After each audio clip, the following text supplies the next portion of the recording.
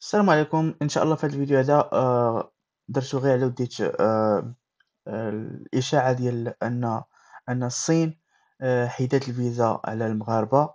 بغيت غير نأكد لكم بلي هذا الخبر هذا ما ك م كاذب و وغير إشاعة والمغاربة ولاو كيتداولوها كل واحد كيبارطاجي مع الآخر.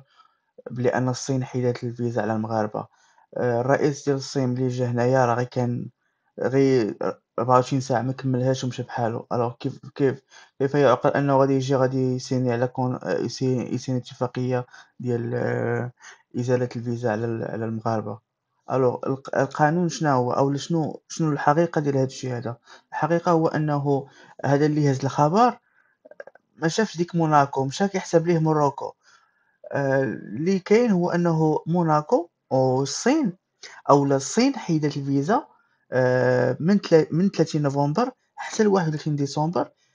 الصين حيدت الفيزا على الدولة ديال موناكو ماشي موروكو.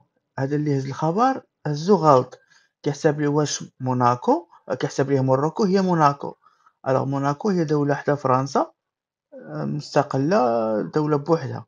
ألوغ الصين حيدت الفيزا على موناكو ما بين 30 نوفمبر، ها هو القرار قدّامكم ديال السفارة ديال الأمباساد ديال موناكو في لاشين. ها الأخبار ها هي 30 نوفمبر. نهار 30 نوفمبر يعني من 30 نوفمبر حتى ل31 ديسمبر 2025. Holders of ordinary passports of Monaco travelling to China for the purpose of trade tourism. يعني ما عندهمش، حيدوا لهم الفيزا. اللي غادي يمشي على الbusiness أو الtourism ولا family visit يقدر يجلس 30 يوم، يقدر يجلس 30 يوم. هذا هو الخبر.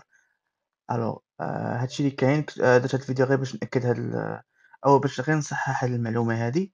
وهاد الشي اللي كاين ومع السلامة.